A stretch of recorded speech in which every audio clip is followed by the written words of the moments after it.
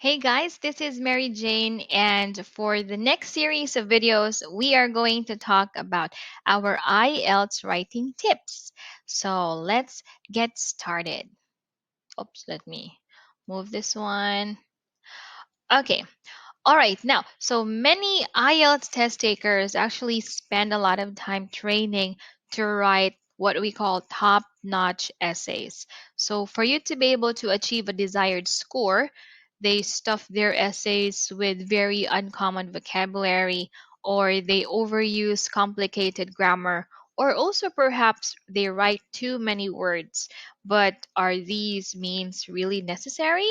So, the answer for that would be a no. There are a lot of much simpler writings that score an 8.0 or even higher.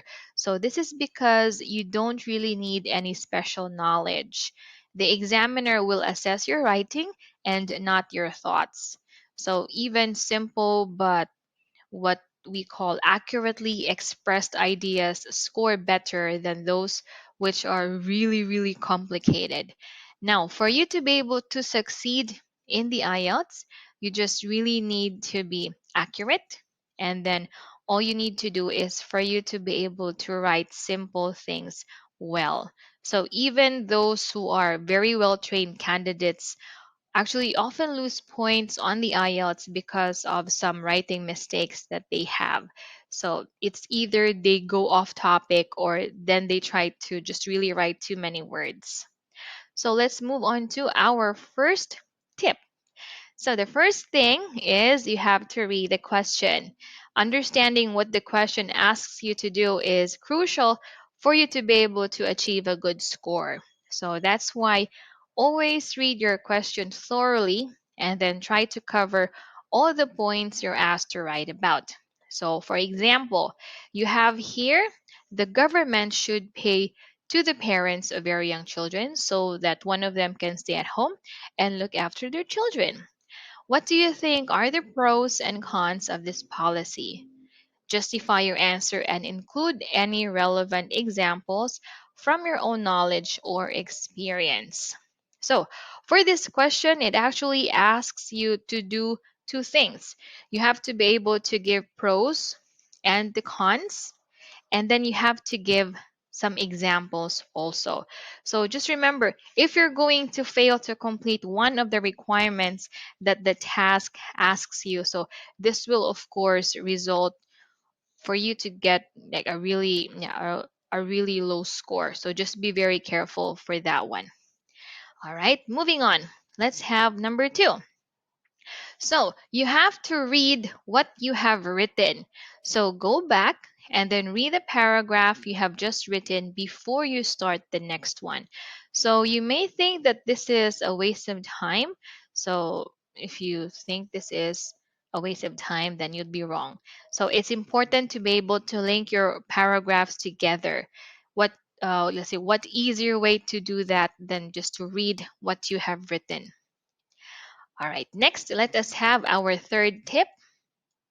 Be clear. So, the practical advice here is to select your best idea and write about that. That means not writing everything you know, but you're also going to, let's say, leave some ideas out. So, don't worry if it is not your best explanation.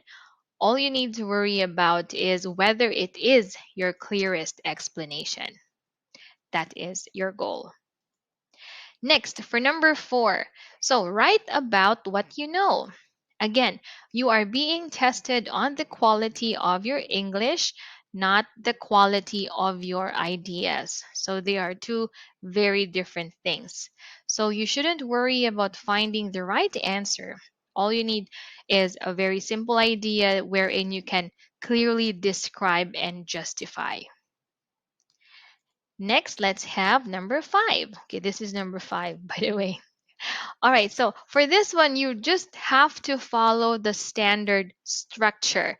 So to get maximum points, you should follow the standard structure for the IELTS writing task 1. And it should be written as follows.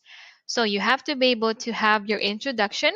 So this means you have to briefly describe what your graph shows.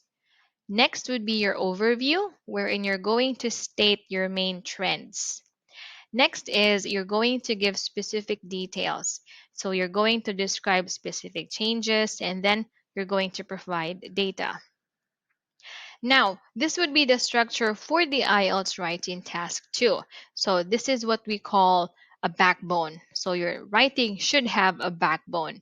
You have your introduction. Again, rephrase the topic. We have a video for paraphrasing. So please try to check that out. And then you give your opinion. And the next one, you have your body graphs. So each should have its central idea wherein you're going to generally state it in the first sentence. And lastly, your conclusion. Again, you're just going to rephrase your opinion from the introduction. So this would be the first half of how you're going to tackle your IELTS writing task. Thank you.